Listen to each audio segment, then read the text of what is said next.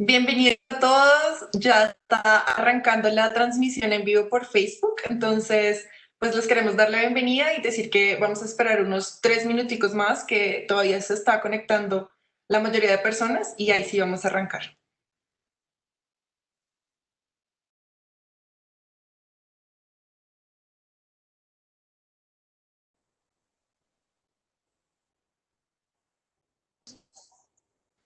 Muchísimas gracias a todos por empezar. Creo que ya vamos a arrancar el evento y para arrancar introducimos al profesor Daniel Bermúdez, que nos va a hacer la introducción del evento de hoy, que arranca Señales.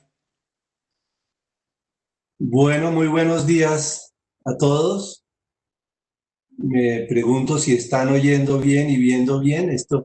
Estos medios que nos toca ahora trabajar siempre obligan a hacer estas preguntas.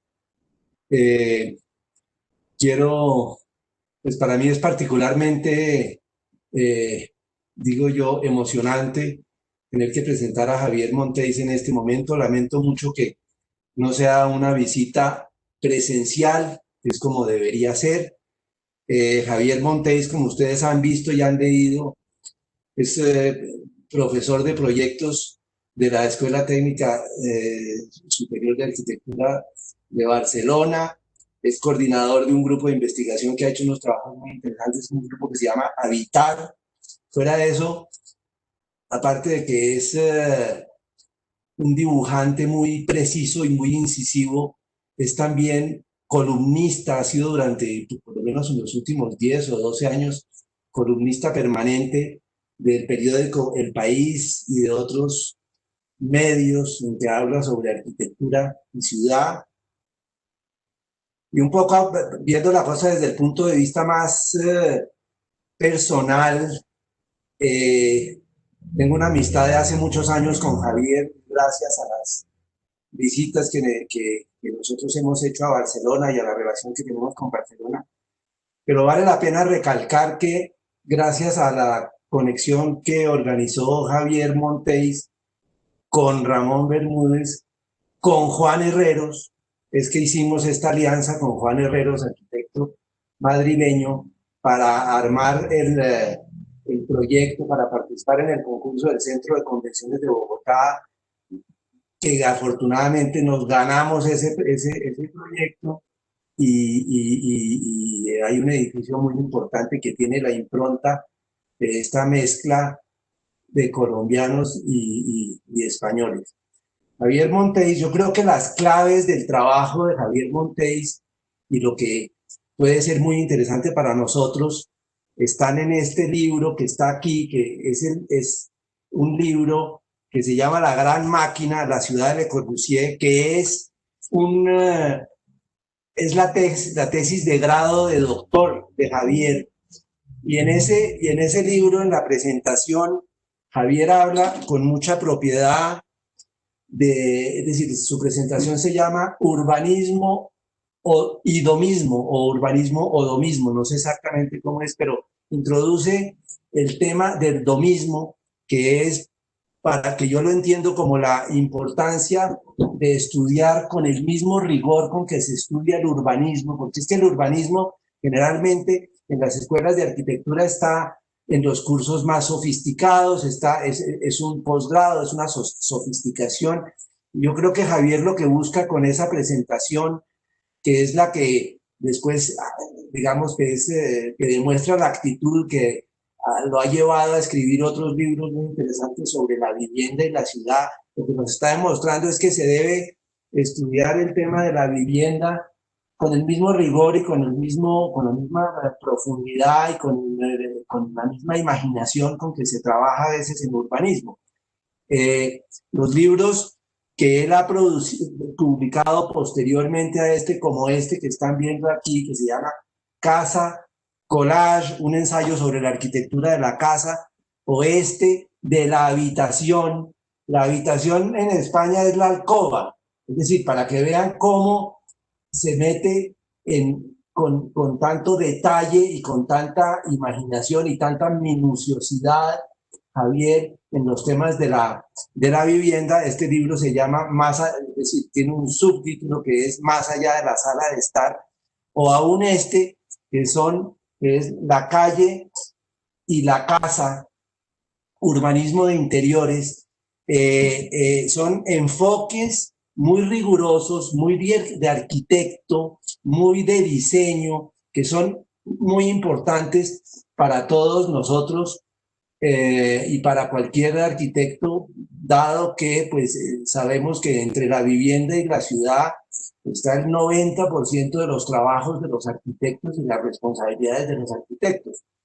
Yo creo que mirar estos libros y estas ideas de Javier y seguramente oírlo en este momento van a ser de gran ayuda para todos entender la relación de la casa, la ciudad, las relaciones de la habitación con la casa, para que profundicemos en la manera en que debemos entender la arquitectura de la vivienda y sobre todo para que en nuestro país salgamos del estereotipo de que la vivienda, ya cuando se llega al diseño de la unidad, es un estereotipo o un modelo ya probado y demostrado, porque hay una cosa que se llama la dictadura del mercado, que dice que es que las viviendas son así y asá y punto. Yo creo que es una manera de que entendamos que hay que abrir los ojos y pensar con el mismo interés el domismo, o sea, lo que tiene que ver con lo doméstico, con nuestro día a día, que con el mismo rigor y con el mismo interés con que pensamos en urbanismo. Entonces, sin más, le damos la bienvenida a Javier y esperamos que la próxima vez esta reunión sea presencial. Gracias.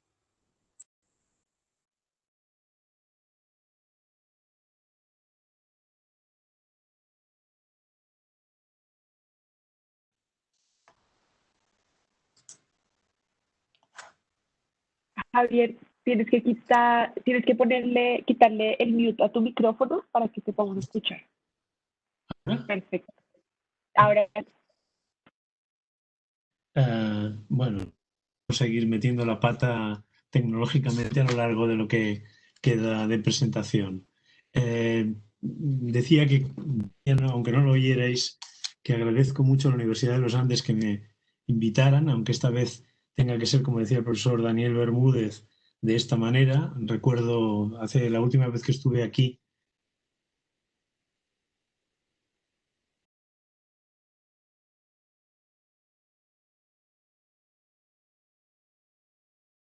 me toca hacerlo de esta manera. Espero que me hubiera encantado poder ver las caras de todo el mundo y poderlos saludar, pero no va a poder ser. En cualquier caso, agradezco mucho al profesor Daniel Bermúdez estas bonitas palabras que dedicó a mi trabajo y a mí mismo. Espero no defraudarle en las cosas que él prometió que yo iba a explicar.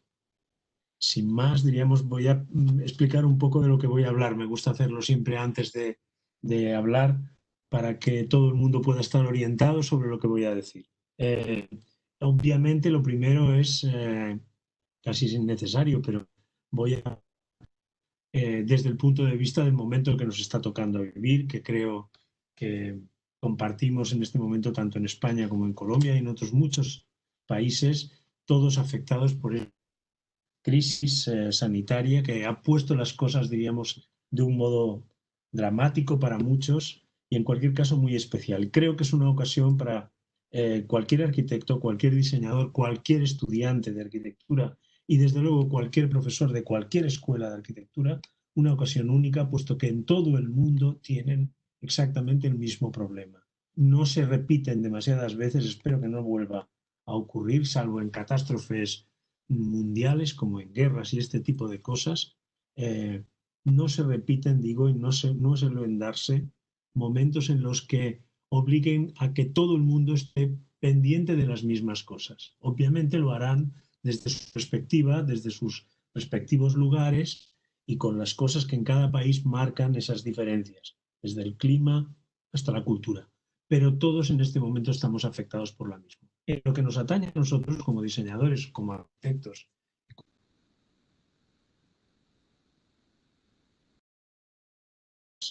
obras y los edificios, evidentemente hemos llevado las cosas a este campo. Por lo tanto, toda esta crisis nosotros la hemos traducido de un modo espacial. A nosotros lo que nos incumbe es precisamente las repercusiones, ya no solo como constructores, sino también como los que pensamos el espacio en el que vivimos, un espacio que, por cierto, el espacio en el que vivimos es tanto el de nuestra casa como el de nuestras ciudades. Este espacio, diríamos, está afectado por esto y nosotros lo traducimos y lo vemos en clave de este espacio. Cuando, por ejemplo, al menos el término distancia social en este momento, como mantener la distancia social quiere decir preservarnos, tratar de guardar unas distancias en las colas del supermercado, en la calle, evidentemente no en la familia, en los cursos, esta mañana he tenido que ir a un funeral, obliga a una serie de cosas que seguro que aunque volvamos otra vez a la normalidad, va a quedar, algunas de estas cosas van a quedar permanentemente instaladas en nuestra manera de concebir los edificios, especialmente los edificios públicos, los grandes edificios y también el espacio público. La distancia social para nosotros la traducimos inmediatamente en términos de espacio, que luego además somos los responsables de estos espacios de construir. Por lo tanto, los hemos de imaginar, idear y construir.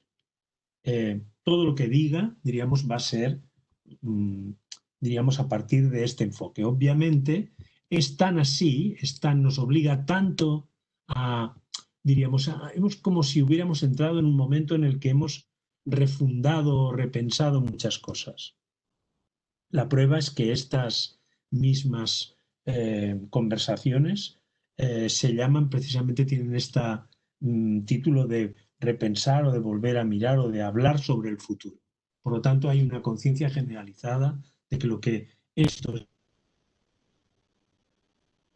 replantear estas cosas. Voy a hablar de esto.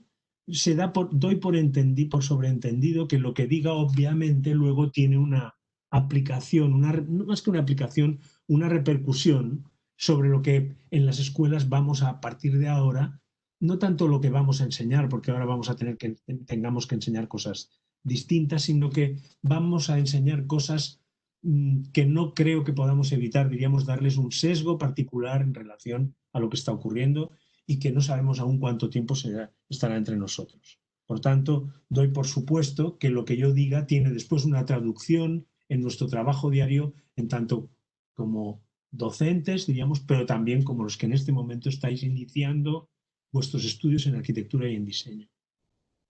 Voy a referirme brevemente, diríamos, a una especie de primera presentación general sobre lo que creo que en este momento está ocurriendo y después algunas referencias concretamente hacia la casa y un poco hacia la ciudad. Y por último, me gustaría hacer unos comentarios sobre lo que creo, lo que en este momento he estado trabajando en los últimos meses, casi en el último año, y que también tiene algo que ver con lo que ha ocurrido. Obviamente, también voy a hablar todo lo que explique, voy a hacerlo a partir de la experiencia, diríamos, que me llevó a producir los textos del que el profesor Bermúdez se refería hace un momento. No creo que sea tanto como para decir lo que está ocurriendo nos daba la razón, lo que se escribía en esos textos, sino que simplemente coinciden algunas cosas, diríamos, de lo que habíamos previsto o lo que habíamos hablado con lo que está ocurriendo, porque nos ha hecho volver a observar la casa de una manera distinta. Sin más, me gustaría, y espero acertar, compartir la pantalla para que todo el mundo pueda ver la presentación.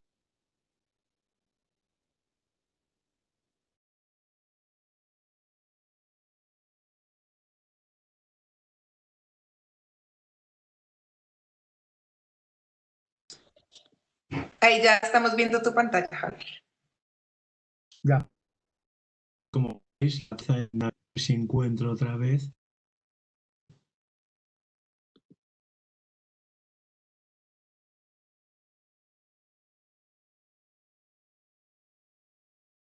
A ver, perdón.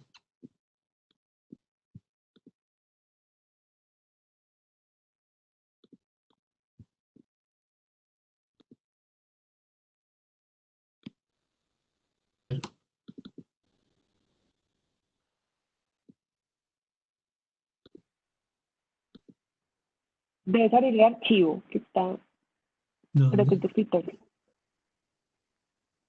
No, es que estoy buscando mi archivo de PowerPoint que está aquí detrás de esta pantalla, pero que no lo... Mira, a ver si desde aquí puedo ver a él. Sí. Y ahora...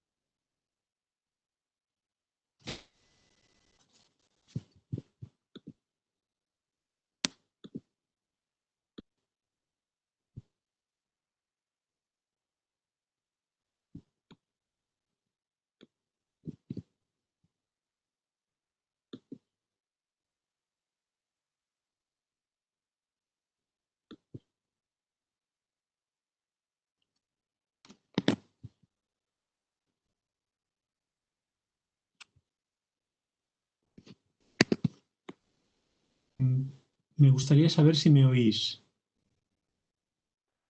Sí, sí, te oímos y ya estamos viendo la presentación. Ya, perdón otra vez.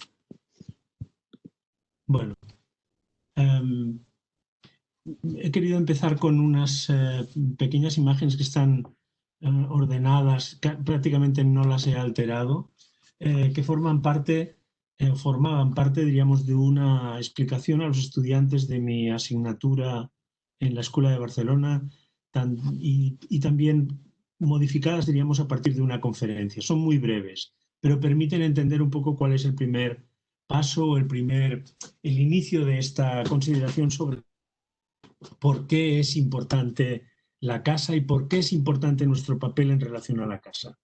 Que como decía antes, se ha convertido en una cosa, hasta el menos interesado sobre la casa. Tengo un hermano que no tiene ningún especial, diríamos, interés por esto, no es que no se ocupe. Me contaba él mismo que se había dado cuenta de la de cosas que ahora podía hacer en casa o la de cosas que le permitían hacer en casa que nunca había pensado hacer. Creo que es una cosa muy generalizada. Hemos pasado tantas horas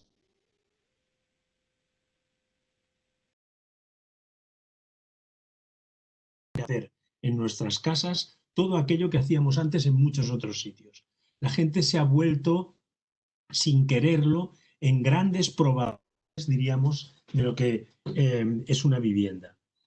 Es conocido, por ejemplo, que los automóviles prueban sus prototipos en competiciones de tipo París-Dakar. Someten a los coches a unas pruebas brutales, diríamos, que no necesita por qué los usuarios habituales, los que compran un coche, hacer, pero lo hacen precisamente para poder, cuando ponen a la venta ese coche, haberlo sometido a unas pruebas brutales. Algo así ha pasado en las casas en este periodo.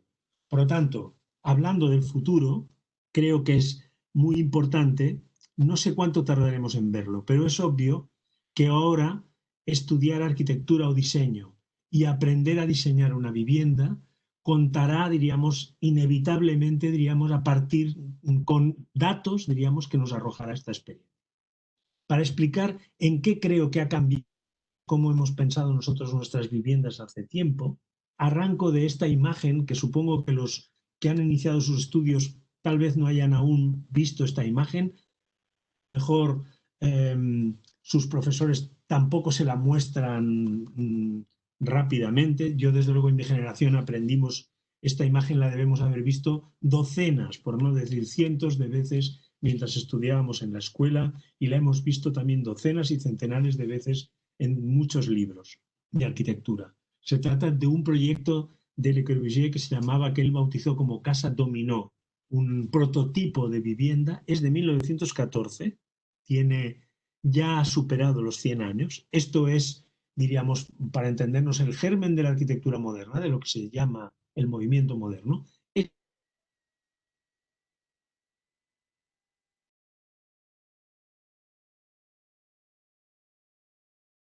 Preconizó él, como intentó patentar, no lo hizo porque le resultó muy complicado hacerlo, y se trata de una estructura de hormigón armado, ustedes llaman concreto, diríamos un sistema constructivo que, como pueden ver, no tiene como casa, él se empeñó en llamarlo casa, pero como casa no tiene ni fachadas, ni, por lo tanto no tiene ventanas, tampoco dentro tiene ninguna distribución, no tiene tabiquería, por lo tanto tampoco tiene piezas como los baños, los aseos, las cocinas, despensas, coladurías o lo que sea. No tiene nada, no solo no es que esté distribuida, sino que ni siquiera se ha ocupado nadie en poner dentro de este esqueleto, de estas bandejas de concreto, cualquier cosa que sirva para vivir, por lo tanto, para poder dormir, trabajar, comer, estudiar, leer, descansar, conversar, para lo que sirve una casa. La casa es la estructura es muy simple, son 3 forjados. El primero, el básico, el de abajo, es un forjado, en España esto le llamamos un forjado sanitario, por lo tanto la casa no está en concreto, está colocada sobre esas zapatas de concreto, tiene unos pilares muy pequeñitos de hormigón, tiene una escalera que nos da cuenta, diríamos, del número de plantas que tendrá esto, y tiene como un pequeño capricho aparentemente, que es esa mordedura que está en la esquina de la derecha de las losas, que no tiene ninguna otra finalidad sino la de poder facilitar que con este modelo se puedan componer cosas distintas. Al poner 2 casitas de estas de lado organizadas especularmente, aparecerían estas cosas en las esquinas izquierda y derecha, y de ahí se podrían, de empalmarse otra casa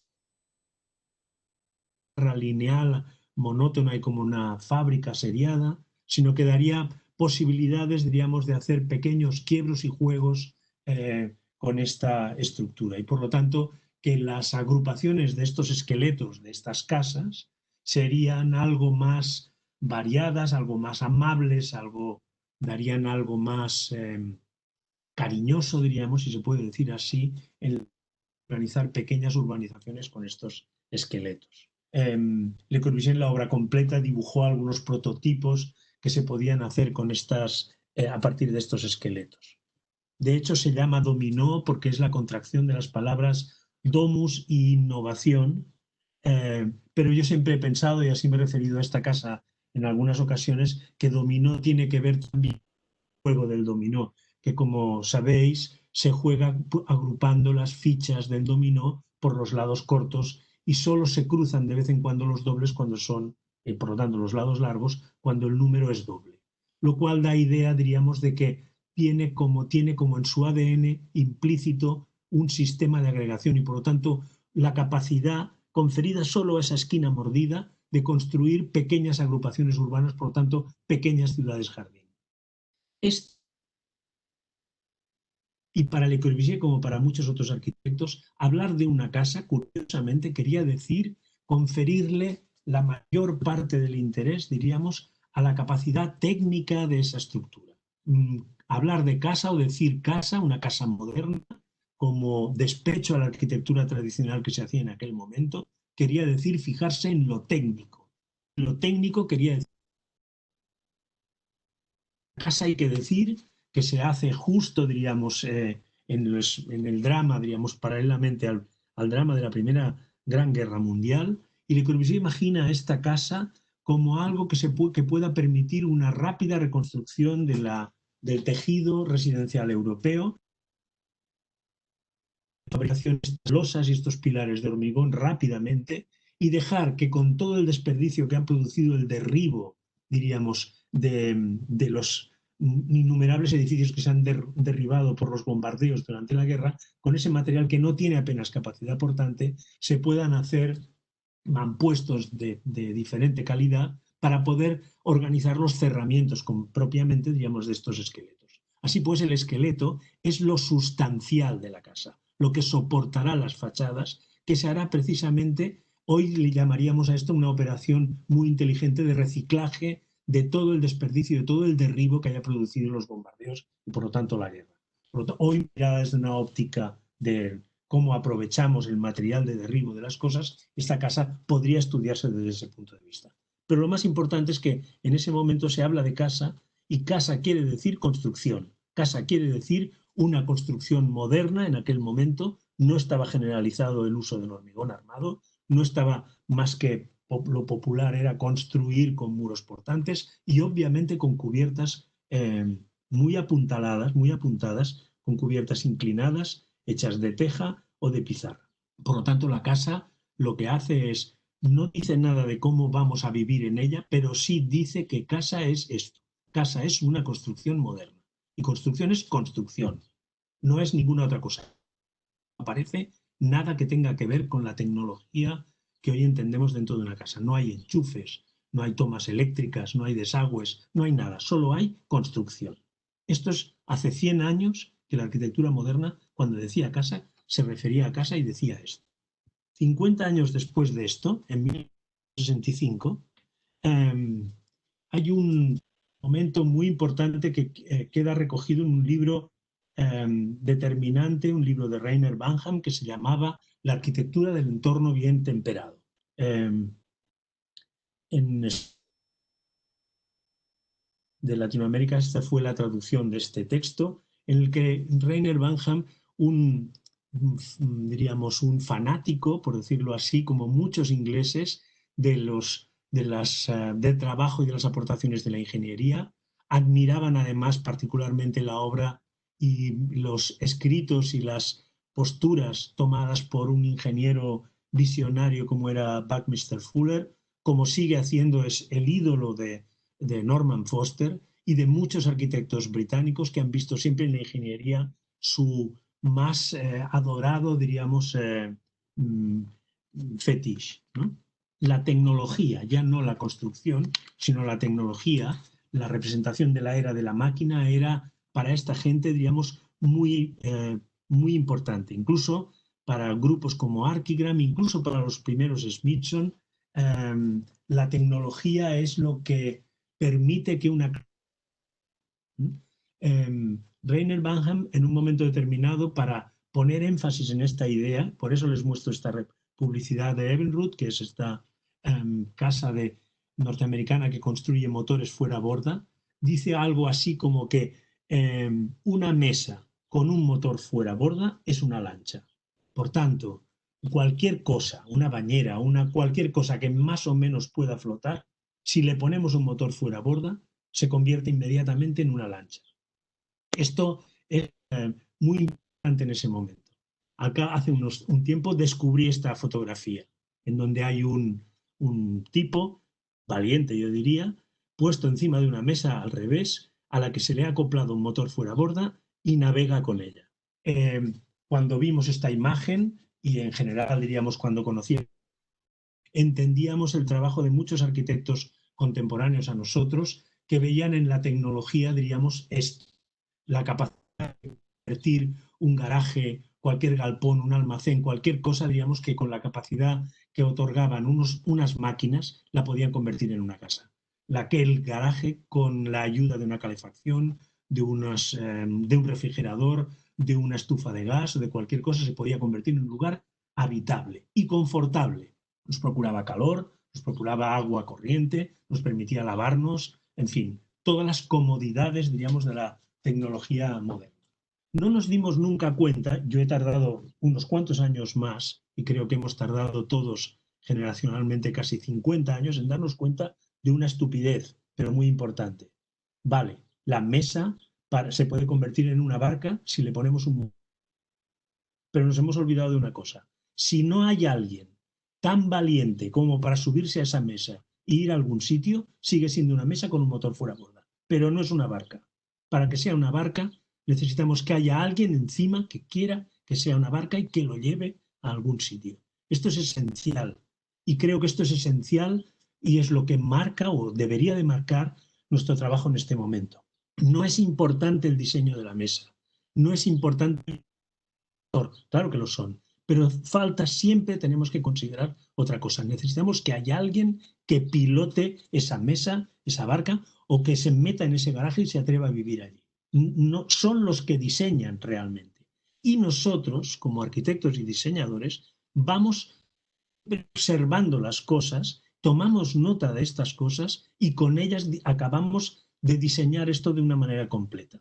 Por tanto, nuestro trabajo, claro, una parte de nosotros, de nuestro cuerpo como arquitectos y diseñadores, diseñará estructuras de hormigón, otros diseñarán aparatos complejos para poder vivir y otros observarán lo que ocurre y perfeccionarán esos diseños. Esto es...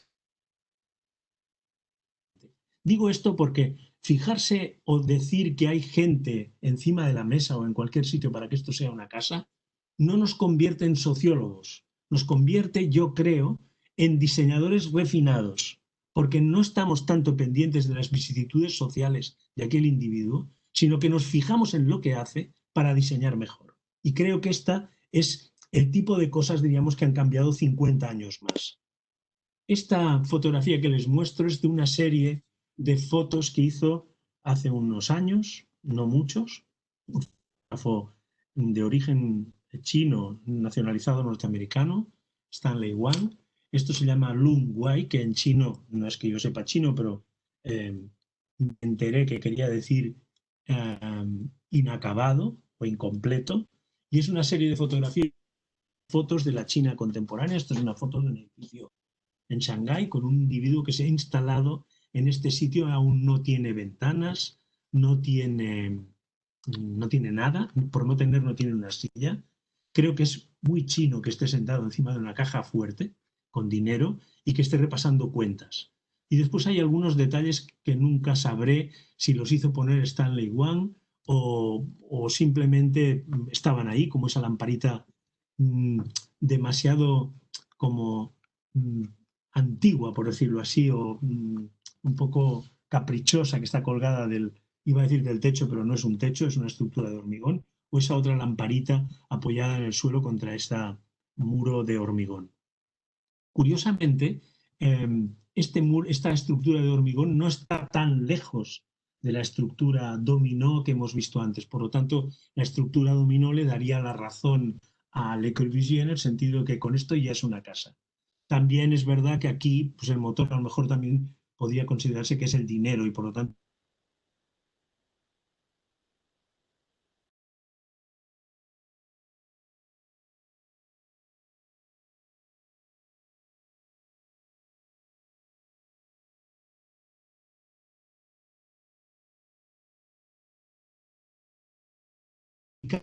más primero cosas. No es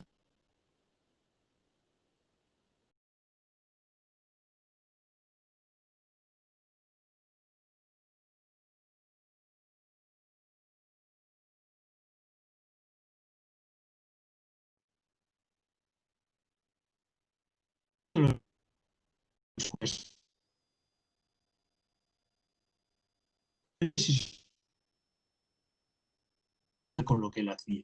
Pero nosotros hemos acumulado una cantidad de información que nos hace hoy forzosamente ver esta fotografía de una manera distinta. Y la como las anteriores que os he contado. Por lo tanto, quiere decir que lo que hagamos lo hacemos sincronizadamente con nuestro tiempo. Y sincronizadamente con nuestro tiempo quiere decir con lo que sabemos, aunque no sepamos que lo sabemos. Tenemos tantísima información en nuestra cabeza, sabemos tantas cosas que nunca pensamos lo suficientemente en ello. Nosotros sabemos millones de cosas más que sabía Mies van der Rohe. No estoy diciendo que sepamos más que él como constructores, pero nosotros sabemos unas cosas que él no podía ni soñar en ese momento. Por lo tanto, aunque no lo sepamos, nosotros hemos alimentado nuestra manera, nuestro pensamiento con cosas que a lo mejor nos han pasado por alto, pero que las sabemos. Y eso hace que miremos las cosas de una manera distinta. las miramos según el año en el que estamos. Miramos el reloj y vemos que estamos en 2020. Ya estamos 106 años más allá que Le Corbusier cuando hizo esa estructura dominó. Habrá quien diga, sí, pero Le Corbusier era un maestro y fíjate lo que era capaz.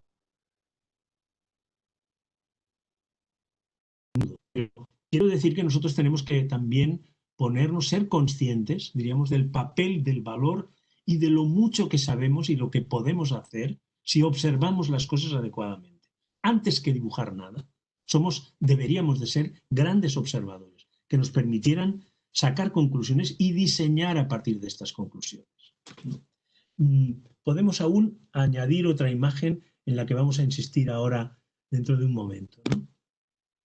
¿Qué es esto? Esta es un trabajo de un fotógrafo italiano que hace de vez en cuando fotografías de representación de la adoración de los pastores en Navidad, en algunos teatros italianos. Como veis, es una mezcla bastante... Él se hace las fotos, como veis, de tal manera que parezcan figuritas. Son figuritas, hay personas mezcladas con figuras, con cosas propias del atrezzo teatral y con siluetas recortadas en cartón. Con todo esto compone estas escenas que están a medio camino entre lo verdadero y lo ficcionado, lo fantasioso, entre el documental y la ficción. Pero reproducen una escena que en nuestra cultura tiene un cierto significado y que también hemos tenido olvidada durante mucho tiempo. Yo no soy creyente, pero esto reconocer, diríamos, que lo he vivido desde chico. Nunca le hemos prestado tal vez suficiente atención a que cuando componíamos esas figuritas en un Belén, estábamos imaginando una manera muy básica de imaginar una casa.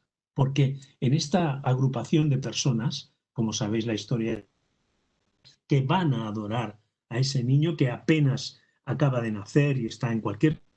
digamos, eso lo convierte también en una casa, aunque no sea más que un establo.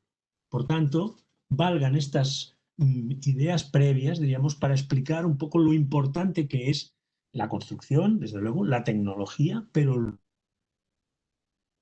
nosotros somos los actores de la casa.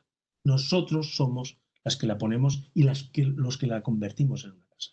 Y lo que ha pasado durante estos meses de encierro forzoso en casa, que algunos han visto como una cosa dramática, y es verdad que en algunas situaciones la gente lo ha pasado mal, sobre todo si las casas no reunían ciertas condiciones. Para eso, teóricamente, se estudian hacer edificios para mejorar esas condiciones de vida, pero en general la gente ha tenido que quedarse en casa y ha aprendido cosas en casa de los que nosotros deberíamos ahora de tomar nota. Fin de esta primera parte. Ahora una secuencia de 3 imágenes, diríamos, para entender, son cosas que imágenes pertenecen a una vieja cosa que hicimos hace ya unos años, hace 10 años, que se llamaba Proyecto Rehabitar y que fue el origen de un libro que se llama Rehabitar en 9 episodios y el motivo, diríamos, de hacer unas exposiciones que se hicieron en Madrid para explicar esta idea de rehabitar, qué quería decir, etc. Rehabitar para nosotros, en el momento del debate sobre el reaprovechamiento y el reciclaje, rehabitar quería decir volver a poner en marcha algo, volver a usarlo, volver a activar, diríamos, aquello que hace que un espacio cualquiera se convierta en una casa. Esto para nosotros era muy importante. Los periodistas se equivocaron y muchas veces tenías que corregirlo y cuando ellos leían rehabitar, no leían rehabitar, leían rehabilitar, porque rehabilitar es la palabra más usual, al menos en España, y normalmente para nosotros rehabilitar quiere decir ocuparse de reparar lo material, de reparar el edificio. Y nosotros lo que queríamos era poner el énfasis en reparar el uso. Si nos fijamos en esta imagen, escogimos varias, pero esta le tengo una cierta predilección por varias cosas, porque permite primero hacer... La primera cosa es porque algunas veces lo he probado con los estudiantes incluso del posgrado, ¿no? Cuando les pregunto dónde está la arquitectura en esta imagen. Entonces, muchos tratan de describir, diríamos, este armazón de nuevo una cosa incompleta, diríamos que hay detrás. Pero aquí la cosa incompleta no está porque se haya concebido incompleta, sino porque está medio arruinada. El tejado ya no está, el techado tiene paja pero no está completa, tiene agujeros, los arcos están destruidos, se nota que esto forma parte de una construcción que debió ser algo mayor, hay una mezcla de piedra y de madera, han crecido plantas y árboles en el tejado, no tiene ventanas, no tiene paredes, no tiene apenas nada, apenas tiene un techo, ¿no? Es bastante curioso cuando lo mostraba, que cuando les pedía que describieran esto, que explicaran dónde está una casa, pues los estudiantes hacían distintas observaciones. Uno muy incisivo nos hizo ver a todos de que era, en sus palabras, diríamos, un mal presagio para el niño nacer en un sitio en donde ya hubiera un crucifijo puesto en esa pilastra del fondo, de la que yo no me había fijado nunca. Evidentemente, pues el pintor no creo que estuviera afortunado haciendo eso, pero estas licencias se pueden hacer en este tipo de cosas. El caso es que esta construcción, diríamos que para muchos era, yo creo que lo que les ocurría es que con ojos de arquitectos o de diseñadores, nosotros vemos esto que está arruinado, pero nuestro cerebro, que es predictivo y ha recibido algunas clases de construcción y de arquitectura, yo creo que nuestra cabeza lo completa y lo mejora, por lo tanto. Por tanto, tendemos a hablar de arquitectura, ya no exactamente sobre lo que está pintando Roger van der Weyden, sino sobre lo que cada uno de nosotros ve. A mí lo que me interesaba es que vieran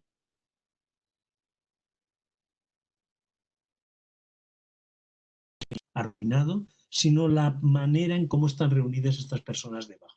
Si lo pensamos un poco, nos fijamos y recordamos a ver figuritas del Belén, sabremos que estas figuras de barro, digamos, están colocadas de una manera muy particular en la mayor parte de los belenes y que la Virgen y San José están, en cierto modo, apuntalan una imagen en que uno y otro tratan como de cerrar esta escena alrededor del niño. Encima hay una de las personas que lo agarra. Luego están además la mula, el buey, el no sé qué, que tratan de completar esta escena. Todos ellos sin darnos cuenta. Nosotros nos debemos dar cuenta, porque somos o estamos por ser arquitectos. Estas figuras están apuntalando, iniciando o dando pistas sobre unas formas que tratan de reproducir algo que acompañe el centro de la escena, que es ese niño. Y esto para mí es algo muy importante, diríamos, para tratar de imaginar qué es una casa. Yo creo que podríamos llegar a prescindir de la construcción y solo con las figuras estaríamos tratando de ver que aquí hay el germen de un sitio para vivir, aunque esté el techo arruinado.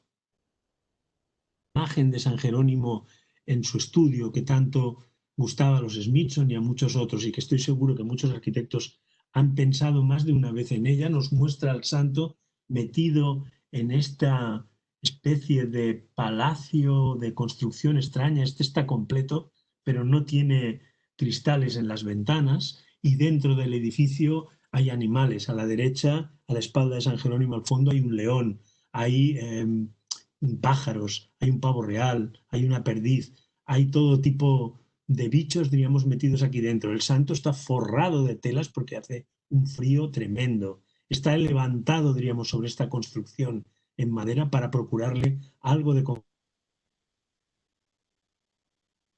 que es de una librería.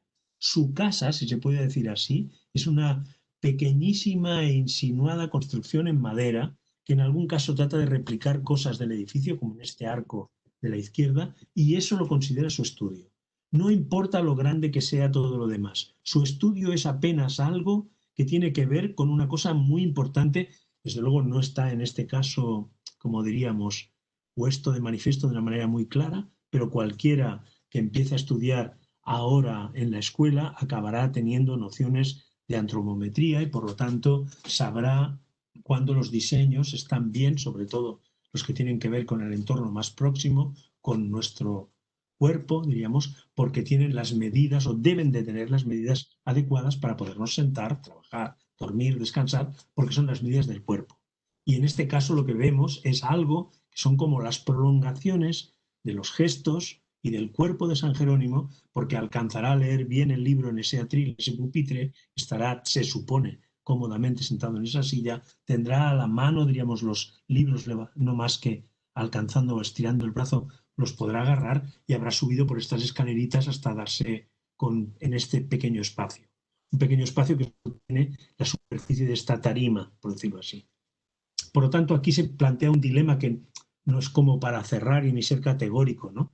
Pero hay dos casas, dos construcciones, ¿no? Una, la grande, esta boca de teatro que nos muestra este interior palaciego, más o menos limpio, diríamos, sin cristales en las ventanas que permite ver el fondo, el paisaje, y otra construcción colocada, diríamos, dentro de esta que es su cuarto, su habitación o su receptáculo.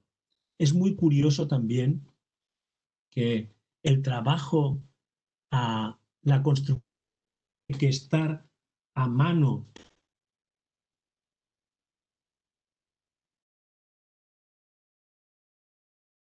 El trabajo más modesto, del menos pretencioso, del más banal, al que se le confían las cosas menores, como por ejemplo el amueblamiento, tal. Incluso las sillas se ve que está hecha por alguien que sabe hacer sillas. Lo demás está hecho por un carpintero, cualquiera. En cambio, un cantero cualquiera no haría, digamos, el trabajo de cantería refinada que hay en algunas cosas que estamos viendo. Por tanto, esta mezcla de cosas, las que confiamos, diríamos, a un trabajo banal, da también cuenta de lo poco que nos hemos ocupado muchas veces de la vivienda, de la casa. En España, por lo menos, hasta hace no mucho y aún no hay una legislación clara, no se aprueba el proyecto fin de carrera con un proyecto de casa. Se aprueba siempre proyectos fin de carrera son de edificios públicos, por ejemplo. Siempre ha sido mal considerada, como un trabajo menor. Por tanto, y en cambio ahora, con todo lo que ha ocurrido, creo que ha tomado una relevancia increíble, ¿no? Una última imagen reforzar esto. Primero, señalar el gran parecido que tiene este dibujo que hizo en una conferencia Louis Kahn a sus estudiantes. Louis Kahn dibujaba y escribía, igual que Le Corbusier hacía en sus conferencias, y luego se guardaban estas hojas. Estas me parece que es una lección, una de las primeras conferencias que da Louis Kahn en Filadelfia a sus estudiantes. La arquitectura viene de hacer una habitación. El dibujo tiene este título, La habitación. Es muy bonito, diríamos, cómo está escrito. Alguna vez con Photoshop me dediqué a mantener solo el texto y sacar lo que había de dibujo, y al revés. Y he de reconocer que se entendía casi más, había más, diríamos, dibujaba el texto que el dibujo. El texto ponía al protagonista en el centro, the room, ponía una base, una parte a la derecha, diríamos, que era como sobre lo que ocurre aquí dentro, y coronaba el dibujo con esta cúpula, que es ese texto que lo cierra. Los biógrafos de Kahn, uno de ellos explica una cosa muy bonita de este dibujo, y por eso os lo muestro, y es que dice que la arquería de esta cúpula que soporta el título de la arquitectura viene de hacer una habitación. Estas bóvedas surgen de la espalda de uno de los conversadores, del de la derecha. Son como la prolongación, la ventana y los arcos, son como la prolongación de la curvatura de la espalda de uno de estos que están conversando. Un poco como la misma curvatura de la espalda de la Virgen o de San José en esa pintura de Roger van der Weyden. Y es evidente que Louis Kahn, bueno, evidente no lo sé, pero resulta difícil creer que no conociera la pintura de San Jerónimo en su estudio.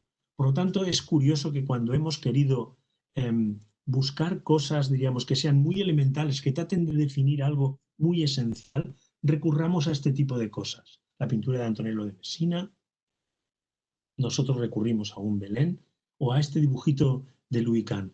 Enuncian cosas muy, muy simples, un fuego, unas puertas abiertas. En este dibujo hay que entretenerse. Normalmente vemos muchas imágenes en la escuela, pero pasamos muy por alto por ellas. Y en este caso me parece muy importante. Me parece muy importante todo esto porque sé, por lo que me contó Daniel Bermúdez, que además los participantes, si aún han tenido la oportunidad de llegar hasta aquí, hay una mezcla de estudiantes de diseño y de arquitectura. Y esto para mí solo conozco algún caso en el que los estudiantes de esas dos disciplinas están mezclados y a mí me parece, incluso conozco el caso en Lisboa de la escuela de la Facultad de Arquitectura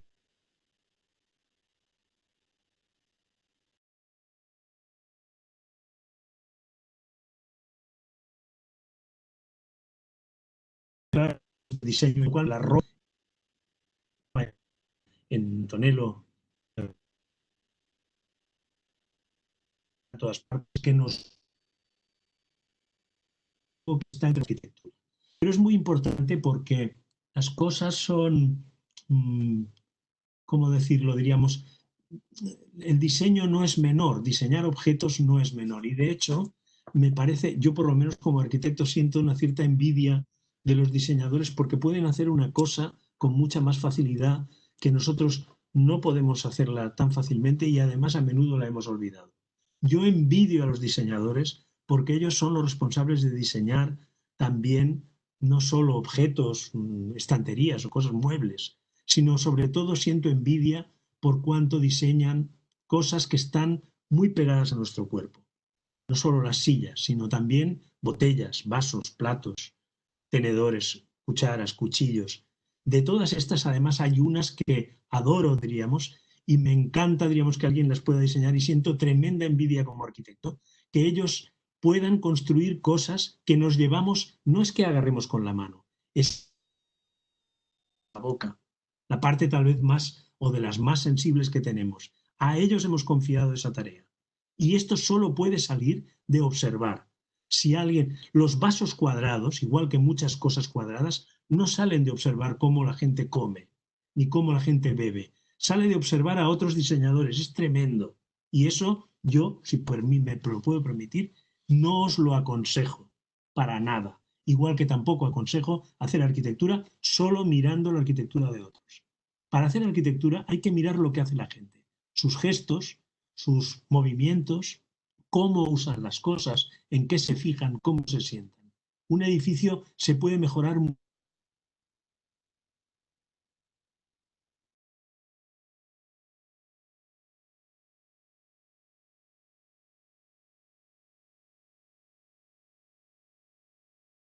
ser una buena casa. Y que un vaso cuadrado, un buen vaso. Franca. Habrá quien sea muy snob y le guste beber en un vaso cuadrado y acaban normalmente en las mesas con bolígrafos dentro, pero no son buenos vasos. Esto lo digo porque si alguien se ha dado o es capaz de decir que la descripción de estos arcos sale de la espalda de uno de los conversadores, yo añadiría la arquitectura, el espacio la atmósfera que crea este dibujo sale de esta conversación, me parece increíblemente bueno, diríamos que sea así.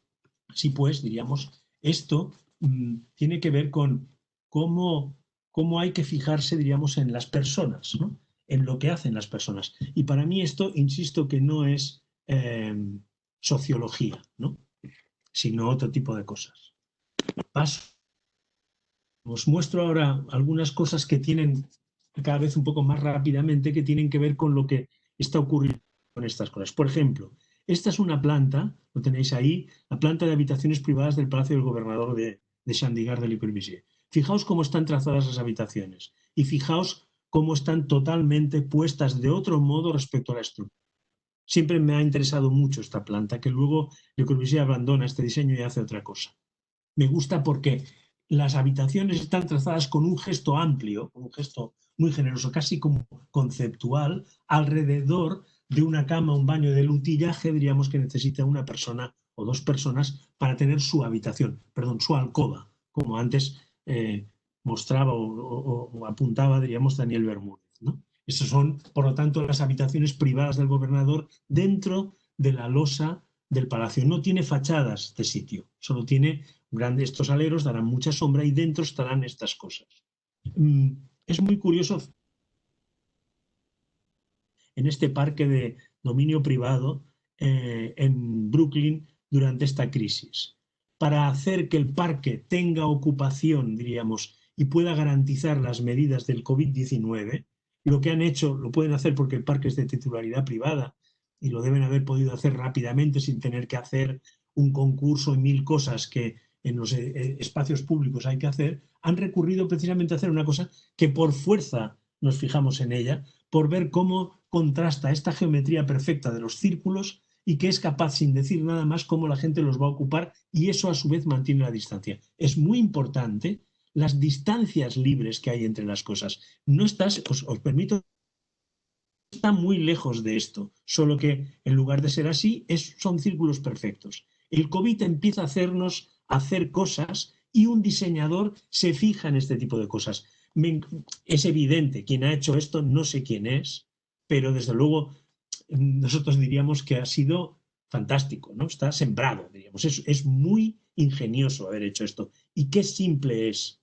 Simplemente haber traducido la idea de distancia social aplicada sobre la hierba de un parque dibujando estos círculos. Y la gente por sí sola ha tendido a colonizar estos círculos de alguna manera. Siempre hay quien, no sabes por qué, pone los pies fuera, pero en general, diríamos, la composición es increíblemente buena, es muy eficaz, pero además ha permitido hacer una cosa que tal vez no nos hubiéramos fijado. Y es que con nuestras actividades nosotros dibujamos estos pequeños espacios. Y alguien se ha atrevido a dibujar el círculo. Y las actividades de estas personas, sus gestos, sus posturas, la manera de sentarse, de estirarse en la hierba de los utensilios que llevaban con ellos, de casi una especie de pequeñas casas a cuesta precarias, se han colocado en estos círculos y han encajado como el anillo al dedo. Porque alguien ha observado, diríamos, cómo es, a qué da de sí la geometría de las personas, ¿no? Por lo tanto, insisto mucho en la gente, no me estoy refiriendo a ello como sociólogo, lo quiero hacer como arquitecto, como diseñador. Hay que fijarse en esto. Y a veces algunos muy buenos se anticipan, que es lo que ha ocurrido aquí. Cuando nos anticipamos, anticiparse es proyectar, cuando nos anticipamos, como sabemos lo que va a hacer la gente, dibujamos ese círculo en el suelo y la gente no habrá que decirle nada, irán y se pondrán dentro de esos círculos. Creo que es verdaderamente premiable, algo así. Y alguien dirá, pero aquí no hay arquitectura. Pues no estoy tan seguro. Lo que hay, desde luego, son espacios habitables, aunque sean por unas horas. Y me parece que es, diríamos, interesante que esta crisis haya puesto, diríamos, sobre la mesa cosas de este tipo que de otro modo, pues yo creo que son excepcionales, ¿no? En su escala. Imagen de una cosa que saltó a la prensa, etcétera, del movimiento que luego ha dado lugar a un movimiento en España, que ha catapultado partidos como Podemos, etcétera. Esto es Cebada en Madrid y era el lugar que después de unos derribos que hizo el ayuntamiento se ocuparon, finalmente acabaron convirtiéndolo en un espacio estable, y estas son el aspecto que tenían los eventos, las asambleas, las reuniones que tenían lugar en este sitio. Siempre me ha llamado mucho la atención esta fotografía, ¿no? Es muy curioso porque incluso los movimientos más radicales, más alternativos, más contestatarios y más protestones, cuando tienen que organizar una cosa para poder hablar, es muy curioso que recurren a un círculo que limpian. En este caso, fijaos que la gente no está puesta dentro del círculo, sino fuera. No hay mejor manera de poder explicar qué es lo privado y lo público. Lo público es fuera del círculo, lo privado es lo que está dentro. Y curiosamente, cuando alguien tiene que hablar, no lo conciben de otra manera que poniendo dos grandes sillones trono. Odian a la monarquía, pero luego recurren a dibujar una corona en el suelo y a poner dos tronos para poder hablar, como personas que van a debatir. Es muy curioso que luego pueden haber, como veis, una cantidad de cachivaches alrededor que ha sido archicopiado, pero todo se ordena por la geometría. Y fijaos, quien está dibujando esa geometría es la gente, no es nada más. No hay un diseño en el pavimento, no hay un cambio de material, no hay nada, no hay nada. Se dibuja solo, se dibuja con la acción. Por eso digo que es importante fijarse en lo que hacen las personas. Y si nos sabemos anticipar, sabremos dónde queremos ir a parar y daremos algunas instrucciones que, por cierto, antes el profesor Bermúdez decía, dibuja y escribe.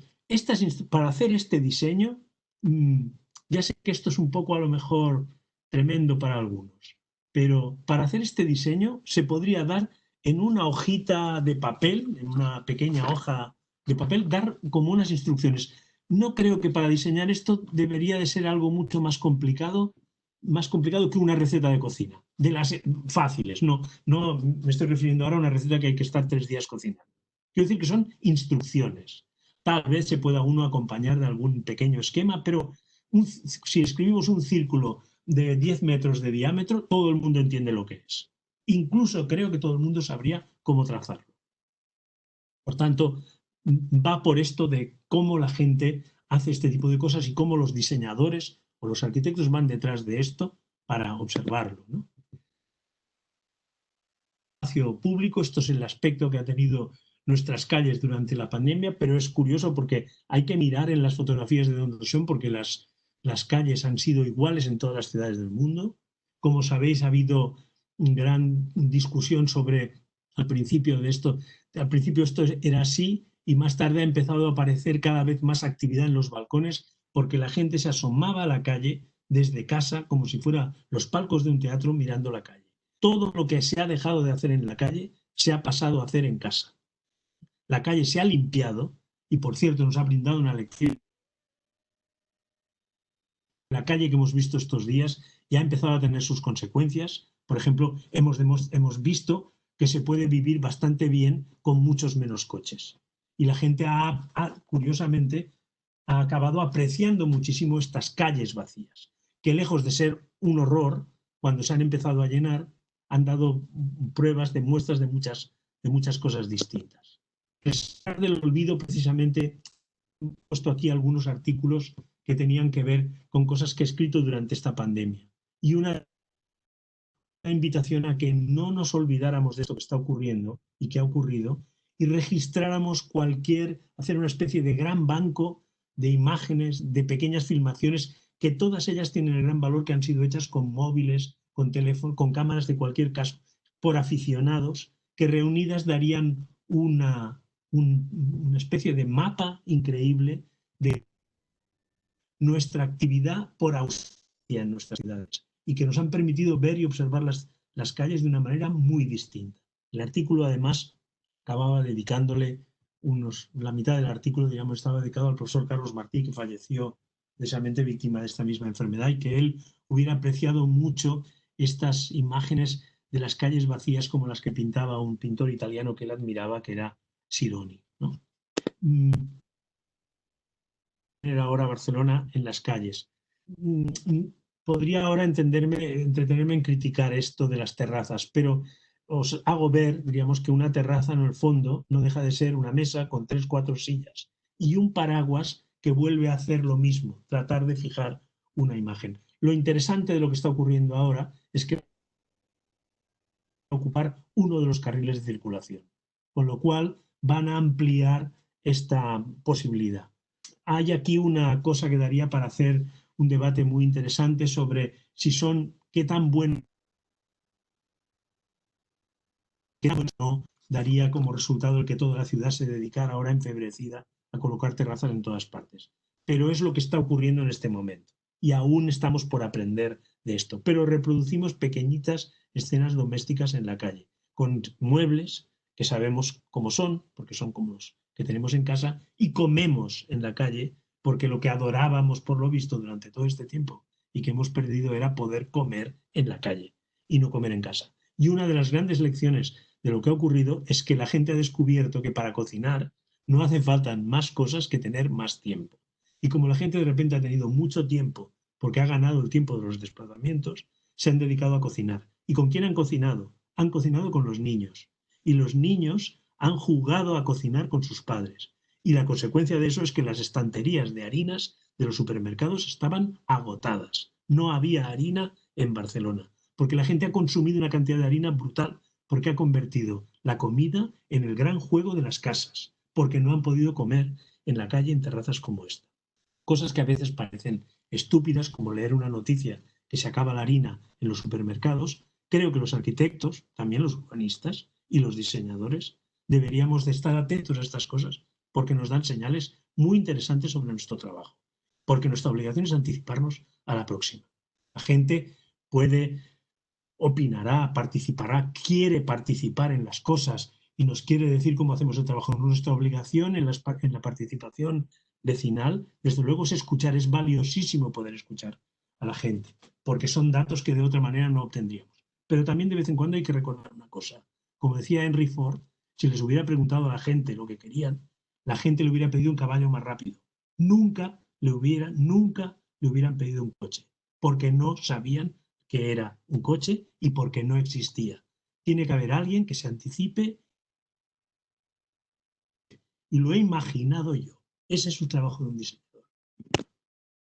Esto, por ejemplo, es un caso más refinado en un centro cultural en Ámsterdam que diseñó Renzo Piano. Muestra. Los invernaderos fueron diseñados por alguien, pero no han sido diseñados por el que ha hecho este bar y esta terraza. El trabajo de un arquitecto es, y esto lo ha puesto a prueba la crisis, es, ya existe esto, llamo por teléfono, les pido, ¿cuántos tienen de tanto por tanto? ¿Cabe una mesa? Sí. Pues quiero 12 de cristal de estas medidas y me los traen mañana al Osterdock de Ámsterdam, que quiero montar un restaurante. Y monto un restaurante como este. Ni en los peores momentos hubiéramos podido imaginar un restaurante tan bonito como este, que es una versión acristalada con diríamos, con la imagen atávica de una casita de juguete puesta en lugar de aquellos círculos que habéis visto del parque en Brooklyn. Decir que es un artículo que escribí en El País, precisamente fijarse en esto, ¿no? Con las cosas inapropiadas que ha hecho la gente durante la crisis, nosotros nos fijamos y sacamos conclusiones, ¿no? Por ejemplo, esta foto que hizo Ferran Grau, un profesor de la escuela, se quedó sorprendido porque en la crisis se quedó el andamio de la obra de al lado y algunas personas, como por ejemplo esta chica, salían a tomar el sol, más que a tomar el sol, casi a dormir como si estuviera en la playa, en los andamios de la obra. Como la obra estaba parada, pues la gente usaba esos andamios. Es la mejor reclamación, diríamos, de que en la casa faltan balcones y faltan espacios exteriores. Pero también, a su vez, es para fijarse de que esto podría ser la pista para reparar muchísimas casas y dotarlas de balcones de una manera muy elemental. De hecho, los andamios ya están diseñados, sus medidas estándar también, y no es un caso demasiado alejado.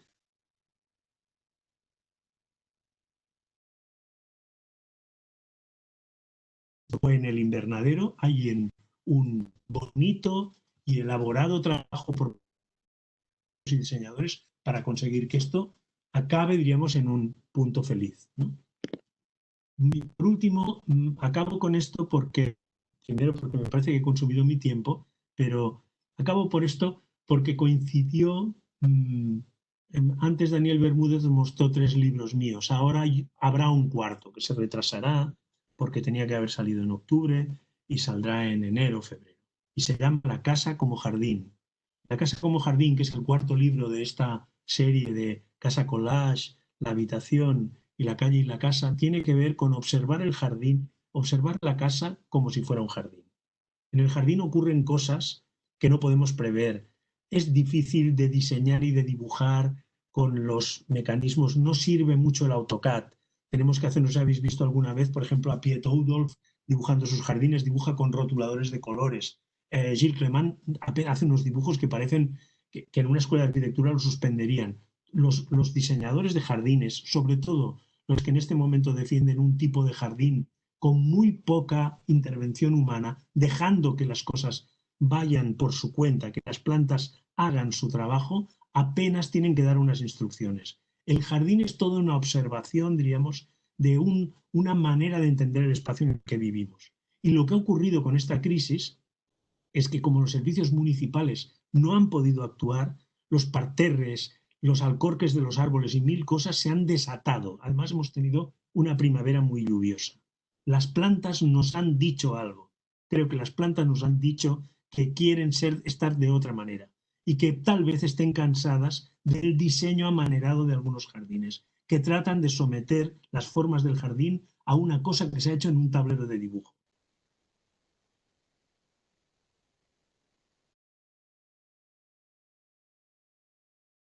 Al diseñar nuestra arquitectura. Las plantas no entienden de algunas cosas. Las vemos por gente como Mancuso. Las plantas, y no lo digo en broma, y si queréis buscar los libros de Mancuso, veréis que es un científico italiano que ha tenido unos trabajos increíbles, y Mancuso defiende que las plantas, no nos asustemos, hablan entre ellas, se comunican, ven y se mueven en la dirección que quieren.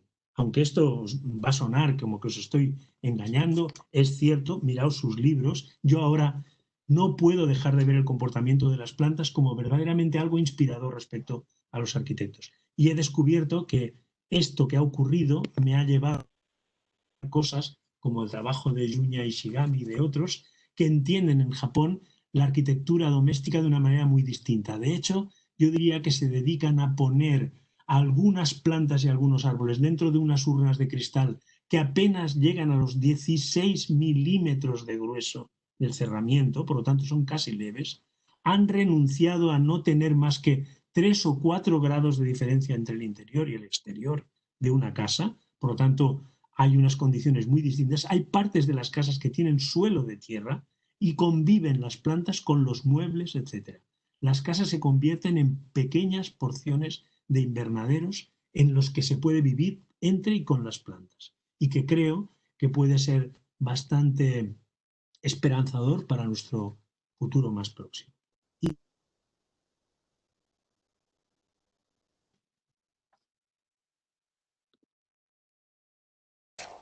Muchísimas gracias, Javier. Aquí hemos recibido una pregunta para ti desde el chat y pues está abierta.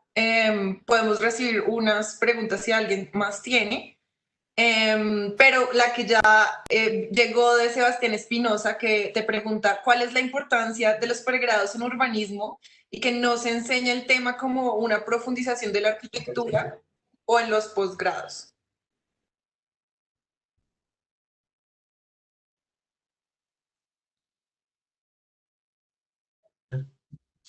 ¿Me habéis oído? Sí. No lo sé responder. Primero porque además no llevo ningún posgrado de urbanismo y porque no lo sé responder. Está perfecto. Lo siento. Mandan otra pregunta de Ramón Bermúdez. Dice, buenos días, Javier. La crisis sanitaria actual desatará una crisis urbana en el sentido de un éxodo hacia la periferia y el campo como un mecanismo de defensa a futuros confinamientos. Pregunta. Puede ser, de hecho hay antes con esto.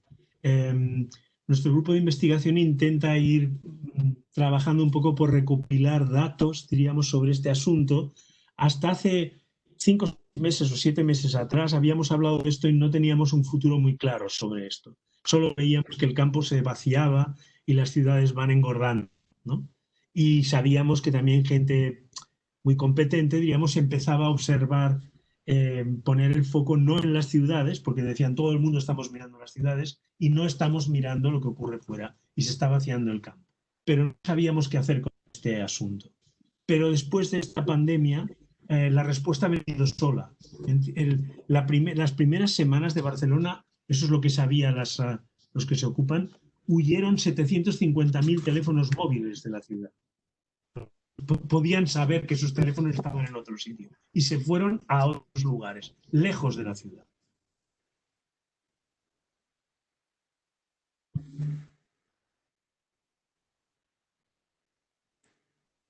Estábamos saliendo del crudo invierno, por lo tanto esas condiciones lo favorecían, pero el aire era mejor, las distancias sociales no hacía falta respetarlas, se podía pasear por fuera y había de todo. Incluso habría seguramente mejor agua y mejor comida y mejor aire.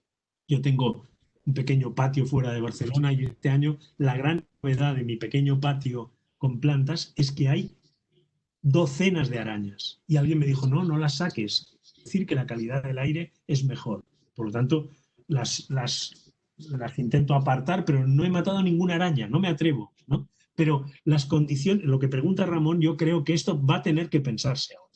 Porque, entre otras cosas, esto ha demostrado que es posible hacer esa vida fuera de la ciudad.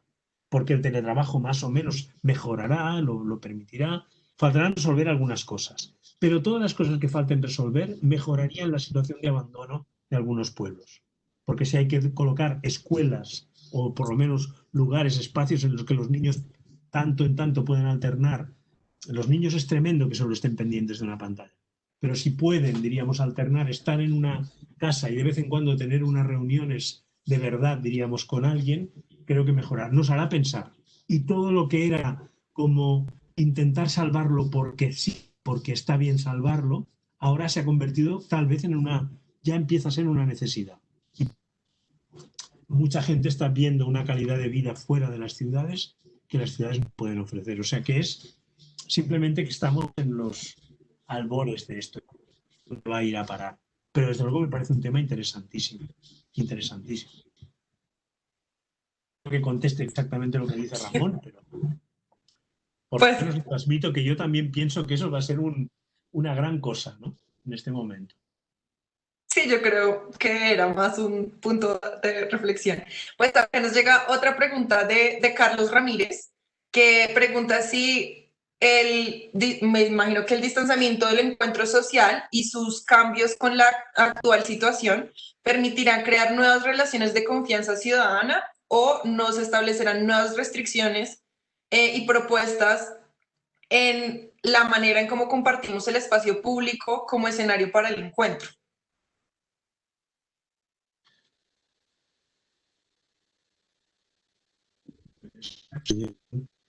Sinceramente creo que no lo saben. Ellos hemos dado ejemplos y este momento está siendo el problema, por otro lado, ¿no? El problema es que en el momento en el que parecía que ya estábamos prácticamente curados, esto se relajó, pero las personas normalmente no han atendido mucho a lo de la distancia social, ¿no? ¿Por qué? Pues por muchas razones. Entre otras cosas, yo soy muy crítico con el trabajo de nuestros pensadores, ¿no? Que con no sé si su mejor, porque yo creo que es que no tienen otra intención, han siempre, diríamos, con una sospecha total a la administración pública, al Estado y al gobierno. Para ellos cualquier cosa de estas es gestos que el poder ejerce sobre la ciudadanía. Y creo que no han sido suficientemente prudentes de pensar que en este caso, en un caso de una pandemia y por lo tanto de nuestra salud, había que tratar de hacer una cosa que parece que nuestros jóvenes filósofos se han olvidado, que es obedecer, y no lo han hecho. Por lo tanto, ¿cómo van a reaccionar delante de esto? No lo sé, porque lo van a tener tremendo. Organizaciones políticas que han ganado alcaldías basándose, entre otras cosas, en el principio de la desobediencia sistemática, van a tener muy difícil curarse de esto. No sé cómo lo van a hacer, porque creo que en las farmacias no venden nada para esto. Pero es verdad que va a tener una repercusión. Ya hay señales, ¿no?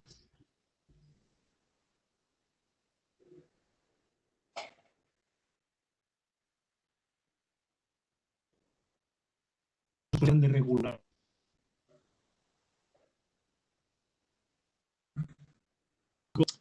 Tendrán más cómo va a ser el uso de nuestros edificios públicos. Por lo tanto, por ejemplo, de teatros, auditorios, canchas de fútbol y cosas de este tipo. Y a la larga, si esto se instala, acabaremos teniendo estadios en donde la primera operación va a ser ir con no sé cómo le llamáis vosotros, destornillador, un desarmador, y sacar sillas. Cada 3 sillas sacar 2. Por lo cual, el aspecto que tendrán nuestras salas de concurrencia pública serán otras. El espacio público puro, el de la acera, la calle, la plaza, no sé cómo se va a hacer. Solo puede confiarse, claro, podemos pues poner los bancos las banquetas más separadas, podemos hacer algunas cosas, pero la gran prueba de confianza va a ser sobre la ciudadanía. No sé, creo que tampoco es pedirle mucho, porque es pedirle el mismo respeto a pasar con la luz verde del semáforo. No necesitan estudiar un máster para obedecer una instrucción como esta. Y por cierto, esto es la ciudad. La ciudad implica normas de convivencia, solo que tal vez estamos asistiendo a unas que van a ser nuevas. Igual algunas se quedan, que es lo que seguramente no nos gustaría que pasara, pero igual acaba pasando. Por tanto, en cualquier caso, creo que es un muy bonito problema para trabajar y muy, muy interesante. Y sobre todo asistiremos a soluciones increíbles por parte de ciudades muy distintas que darán con cosas que a todos nos hubiera encantado habérsenos ocurrido a nosotros. Y creo que veremos cosas magníficas. Pero va a cambiar nuestra cosa. No estas aglomeraciones que tenemos en la cabeza, como las grandes manifestaciones, por ejemplo, políticamente hablando, van a ser muy diferentes. hay que volver a imponer el uso del miriñaque, que era eso, como sabéis, esas estructuras de alambre que llevaban las señoras, diríamos, para hacer esas faldas así y mantener en el siglo XVI, XVII unas distancias, diríamos, de morales en los bailes públicos y cosas de este tipo. ¿Quién sabe hablar de sí, ¿no? Va a ser bastante increíble, pero desde luego lo que sí ha dado, y es positivo, es que hemos descubierto que se puede vivir con menos coches, se puede, tampoco se puede decir que es que se pueda usar demasiado el transporte público, aún no está preparado para esto, y desde luego hacer una flotilla de autobuses adecuada a estas distancias va a ser un gastón, o sea que no sé cómo se va a poder hacer fácilmente, pero sí que de momento hemos descubierto que se puede usar menos el coche y ya empiezan algunos carriles a vérselos usurpado a los vehículos y empezarlos a dar a los transeúntes, a las aceras, etc. O sea, hay mucho por hacer en esto, ¿no? Mucho por hacer. Sí, yo creo que relacionado con esto que justo que estás diciendo, nos llega una pregunta de Fernando de la Carrera que te pregunta y te dice, buenos días, Javier, ¿cómo evitar la segregación ya habitual en nuestras ciudades, ahora reforzada con el miedo que causa la pandemia? Pues no lo sé. Con solidaridad. Sí, no sé. No, claro, no sé. O sea, yo entiendo que la gente se cambie de acera si alguien está tosiendo, pero lo que va a quedar es lo que ya teníamos, ¿no? O sea, a lo mejor hay que ser más amable, más solidario, más, no sé, no sé. Hay que entender cosas, pues hay cosas que son, sobre todo que generan un problema no económico, sino generan pobreza para mucha gente. No puede trabajar. No sé, todas estas preguntas son muy interesantes, pero casi son Julio Vernescas, ¿no? En el sentido de que estamos todos especulando cómo será la vida en la luna o algo así. Es decir, no, es curioso porque sabemos tanto, pero no sabemos nada. O sea, sabemos muy pocas cosas. Lo primero sería echar mano de lo que sabemos, a ver si esto que sabemos, que nos habían enseñado como por lógica, ¿no? A ver qué tal funciona, ¿no? Yo, pues particularmente, pues no sé, hay algunas. Yo, por ejemplo, estoy encantado que no haya fútbol, porque a mí no me gusta, pero claro, entiendo que hay mucha gente que aunque a algunos que incluso les gusta el fútbol, me ha empezado a decir más de uno que ya estaban cansados. O sea que tal vez es esperanzador y ya no vemos Champions League nunca más, ojalá, pero bueno, también hay economía ahí, pero bueno. Pues relacionado también a eso, Lucas Ariza pregunta, Javier, ¿qué papel juegan y jugarán las costumbres y los rituales en este habitar doméstico que tenemos por delante? En casa es diferente. Todo lo que, o sea, cuando uno sale a la calle, entra en el campo de la distancia social. Se dice, se expresa así. En casa no existe esto, porque esa no lo define esa palabra. Lo que ocurre en nuestra casa no es social, ¿no? En casa juegan otras cosas. Hace poco, en un artículo que está en la página web del CCCB, en su apartado de Public Space, escribí un artículo porque me lo pidieron sobre este asunto y escribí un poco por contestar a esta exagerada sobrevaloración del espacio público como el lugar, como el espacio, como muchos han expresado, como espacio democrático por excelencia. Esto es lo que hasta antes de la crisis creíamos.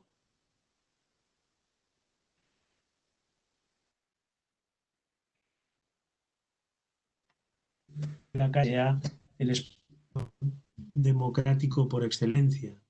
Pero la casa es el espacio de libertad por excelencia. Y es muy la cosa. Por tanto, porque en casa, en la casa nos detendrán. En cambio, en casa las puedo hacer. En la calle no nos dejan ir desnudos. En casa lo podemos hacer. Y así muchas cosas que no quiero ni enumerar. Algunas probablemente inconfesables, ¿no? Pero esa es la gran ventaja de nuestro espacio privado. Es decir, lo que haremos dentro de las casas, no lo sé, pero yo creo que es una invitación a que la gente ensaye a hacer cualquier cosa, mientras obviamente no queme los muebles o haga cosas de este tipo. Pero la casa, por ejemplo, se ha convertido, y esto lo decía incluso un un presentador de televisión muy conocido en España que se llama Carlos Arguiñano, que hace un programa de recetas de cocina, pero que en lugar de ser una cocina creativa para gourmets y estetas, es una cocina para familiar. Y este siempre hace comentarios mientras cocina.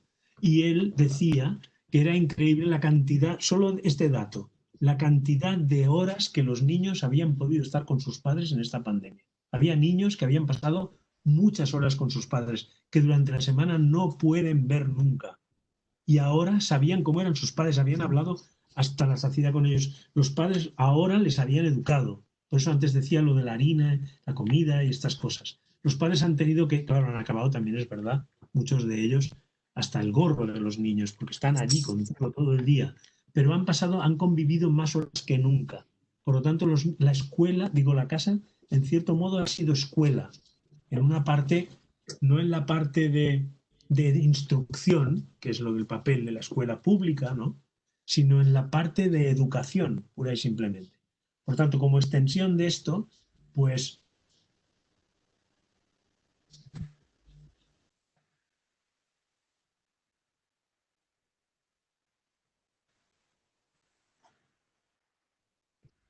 sabemos que cuidado, ir a una terraza, pero sí que permite unos amigos siempre que nosotros queramos, ¿no? Y que tengamos constancia de que están contagiados. Pero ¿en qué cambiará? Pues no sé, haremos cosas sociales. Yo las conversaciones que he tenido por teléfono es muy curioso porque como la gente se aburría y leía más, pues las conversaciones por videoteléfono, así por videoconferencia, han sido muchas de libros, ¿no?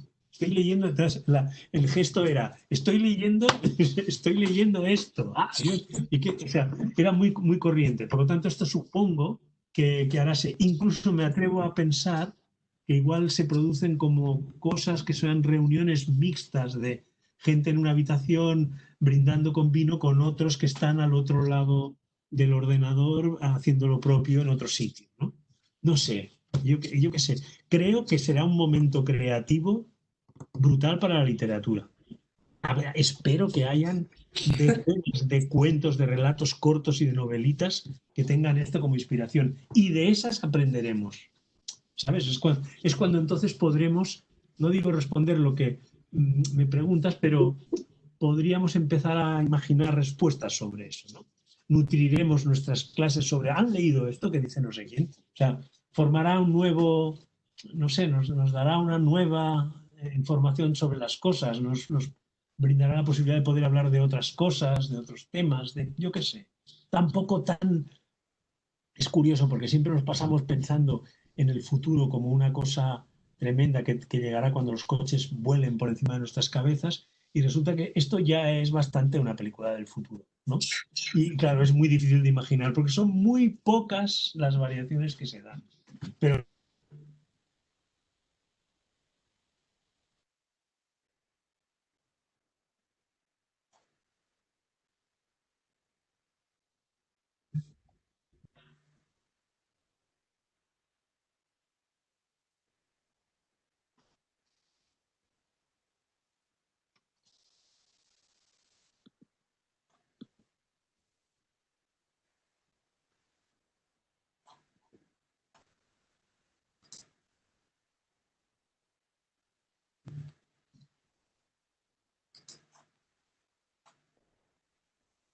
una pregunta.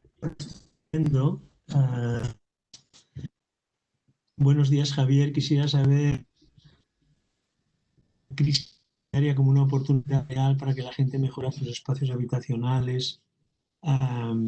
¿O crees que como humanidad nos adaptaremos a lo que hay sin mejorar lo que tenemos? Interesante. Aquí adaptarse y mejorar están de una manera que no es una mejora. Lo que sabemos es que lo que ha ocurrido, como no se han podido hacer reformas ni obras, etcétera, durante el núcleo duro de la pandemia, la gente ha tenido, ni tampoco, fíjate, ha pasado en Barcelona. Barcelona tiene regulado por un calendario, lunes, martes, tal, los días que se pueden sacar trastos a la calle, ¿no? Muebles viejos y tal. Tampoco se ha podido hacer. Con lo cual, todo eso es un poco como lo de la energía, ¿no? Que ni se destruye ni solo se transforma. Es decir, todo eso ha tenido que quedarse. Y con eso la gente pues ha improvisado soluciones distintas. Pero no han podido tirar ningún tabique ni cosas de este tipo. Han podido como mucho comprarse alguna cosa más. Si han pactado bien, depende de con quién a lo mejor se han arreglado para que se llevara el viejo y les dejara uno nuevo. Y han podido comprar una mesa más o cosas de este tipo. Y con eso han improvisado. Yo creo que muchas de esas mejoras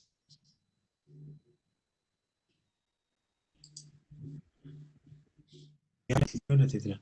Y me consta que hay gente pues, que se ha arreglado un rinconcito en un pasillo para trabajar, ha hecho gimnasia en el de esto. Yo he andado por el corredor de mi casa hasta que desde que me prohibieron subir al terrado. O sea que hay mucha gente que le ha sacado mucho partido, o sea, han mejorado la utilización de cosas que no se le habían ocurrido que se pudieran usar así.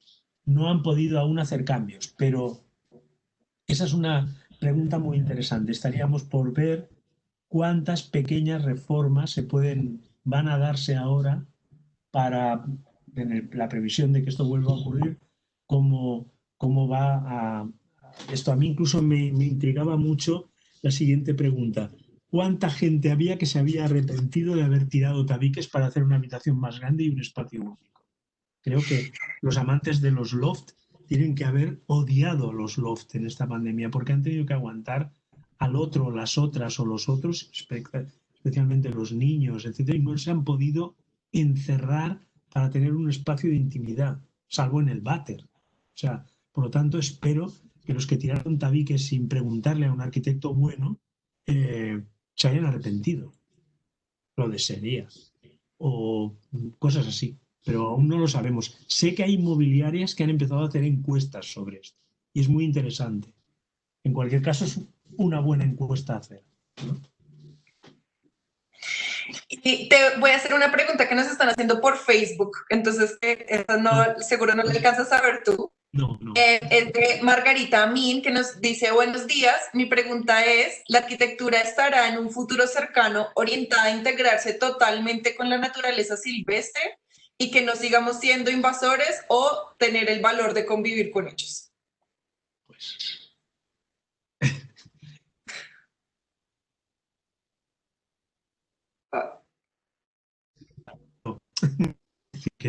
pues sí, porque además lo que dice Clement, por ejemplo, es que el orden de nuestros jardines, diríamos, en cómo hemos diseñado las pequeñas naturalezas urbanas, mientras lo hemos podido hacer en el siglo XVII con una legión de jardineros que ahora es imposible pagar, lo hemos sustituido por toneladas de pesticidas que han mantenido literalmente a raya las plantas.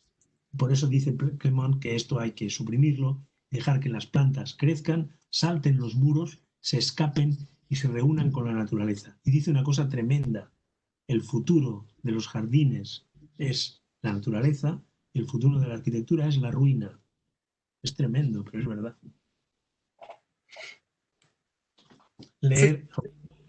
Leáis a Gilles Clement. Ya está. Y entonces voy a saltar a otra pregunta también en este ejercicio de especulación que estamos haciendo en esta ronda de preguntas, como tú bien lo dijiste.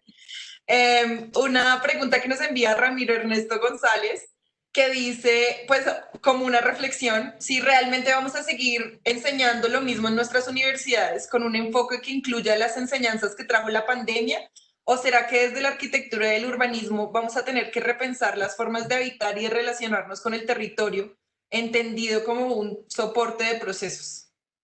Es muy fácil de responder. Las malas universidades lo seguirán haciendo igual y las buenas no. Ya está. Cierto. Y él también tiene otra pregunta que creo que es seguimiento a lo que de lo que estábamos hablando antes de salir al campo por la pandemia. Y él dice, ¿cuáles serán las estrategias que deberíamos implementar para facilitar el traslado de las personas de la ciudad hacia el campo, con el propósito de generar nuevas dinámicas que faciliten el control del tamaño de las ciudades y las grandes áreas metropolitanas, incluso mejorando la calidad de vida de la ciudadanía? Voy a permitirme hacer un comentario un poco ácido respecto a esa pregunta. Es una pregunta que parece ser la respuesta de un político. No hablamos así. Hay que aprender. No sé, claro, esto tiene un defecto. Aquí dices un nombre y no sabes si es un niño de 6 años, un adolescente, un estudiante de arquitectura, un profesor o un arquitecto o un alcalde. Por lo tanto, da un poco, esto en otro chat debería de corregirse. Por lo tanto, cuando alguien pregunta algo, tiene que decir qué es y a quién estoy hablando. Pero esta manera de hablar, en donde aparece la palabra dinámica, estrategia, etcétera, a mí, lo siento mucho, pero me produce aversión, diríamos. No hablamos así, solo hablamos así cuando no queremos decir nada o como los malos profesores explican las cosas a sus estudiantes, o los malos libros. No hay que hablar así. A la primera parte de la pregunta se puede responder, ¿cómo nos vamos a trasladar? En carro. Es que no tiene mucho más. Es que o sea, me pregunto hasta qué punto las preguntas se pueden simplificar para que se puedan contestar. Todo lo demás son programas. Hay una parte, la segunda parte de esa pregunta es el programa político de un partido. Yo no lo puedo contestar. Quien haga eso ganará las próximas elecciones. Claro, es un programa político. El quien se proponga responder eso es un programa. Por cierto, un programa político es un macroproyecto. Y en lo que atañe al espacio, a las ciudades y a la red, es un macroproyecto de arquitectura y urbanismo. ¿No? No sin coger el lápiz, sin agarrar el lápiz. Por tanto, hay que... Sí. Pues bueno, y pasando entonces a otra pregunta que tenemos de una profesora, Carolina Blanco, profesora de la Facultad de Arquitectura y Diseño. Ella pregunta, bueno, lo que están criticando en la vivienda masiva, cómo logramos recuperar, imponer y sobre todo mantener la sensibilidad que caracterizó la charla de hoy en las soluciones arquitectónicas y urbanas de calidad para que las discusiones no se difuminen con el paso del tiempo. ¿Cómo logramos recuperarlos? No he entendido muy bien el principio. Sí, creo que ella se refiere a cómo logramos como imponer y mantener esa como sensibilización que se mostraron en los ejemplos de la charla de hoy, como para que perduren a lo largo del tiempo y no sean solo en este como momento de crisis. Bueno, es que esa es la pregunta que todo el mundo... Hay mucha gente que el otro día lo discutí en nuestro pequeño grupo de investigación, es decir, que cuántas de estas cosas, algunas desaparecerán, todo lo que está ocurriendo, quiero decir, y otras se quedarán. Por lo tanto, es decir, una parte de esto se puede contestar diciendo que hay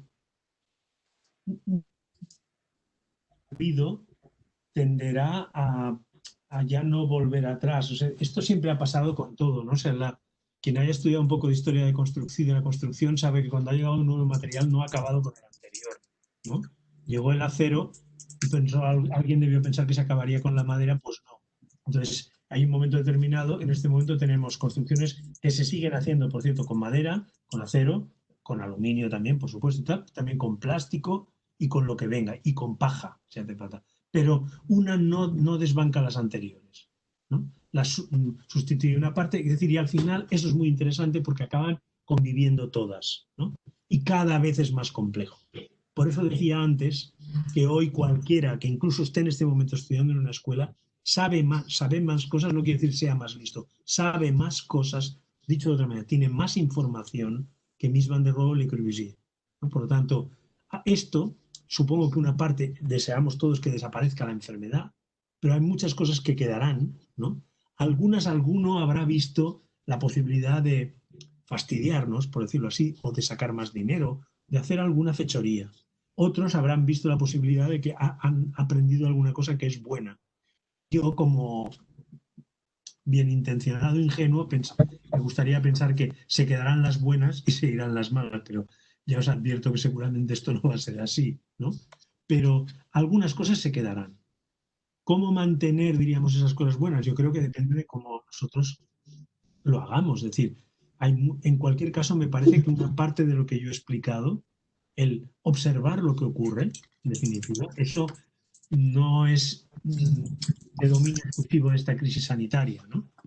Pertenece a muchas otras cosas. Supongo que debió ocurrir un poco lo mismo en la crisis del petróleo, ha ocurrido lo mismo después de una guerra mundial, ha ocurrido muchas veces, no sé, y algunas de esas cosas se han quedado, ¿no? Y han habido progresos, por cierto, estas crisis y las guerras han traído progresos, muchos de ellos tecnológicos muy importantes, ¿no? En fin, no sé, quiero decir que no hay que... Yo entiendo que sería una pena que cuando esto desaparezca dejemos de fijarnos en las cosas como bonitas, pero yo he de advertir que esto que hoy he explicado no lo estoy pensando. Algunos ejemplos son de ahora, pero muchas de estas cosas, si las explico así, que parecen muy fáciles, es porque son cosas que hemos pensado muchas veces, ¿sabes? No sé si con esto contesto bien.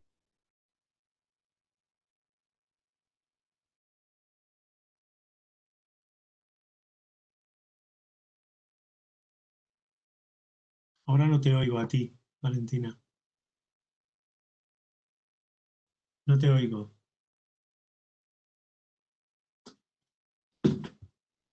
¿Ya me escuchas? Ahora sí.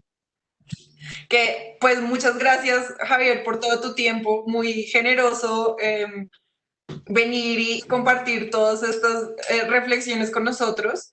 Quería dejar el espacio al profesor Daniel Bermúdez si quiere hacer unos comentarios de cierre. No, yo creo que ya con lo que hemos oído de Javier ha sido muy interesante, muy informativo.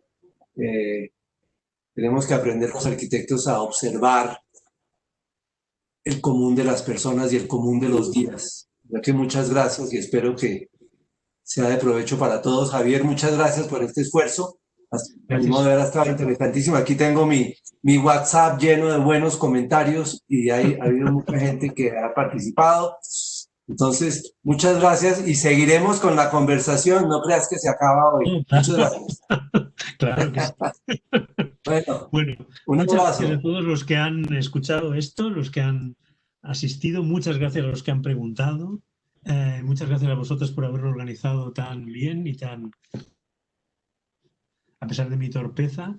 Y lo único que lamento es no haberos podido ver las caras y haberos podido saludar, incluso estrecharos la mano a algunos. Espero que haya ocasión en un tiempo no muy lejano, en un futuro. Y gracias a ti, Daniel. Bueno, un abrazo. Venga. Saludes.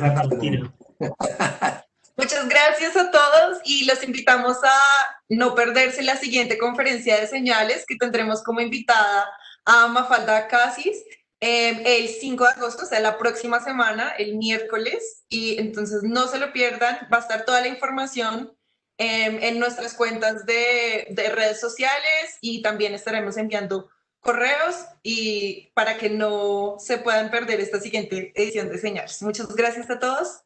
Adiós. Yeah.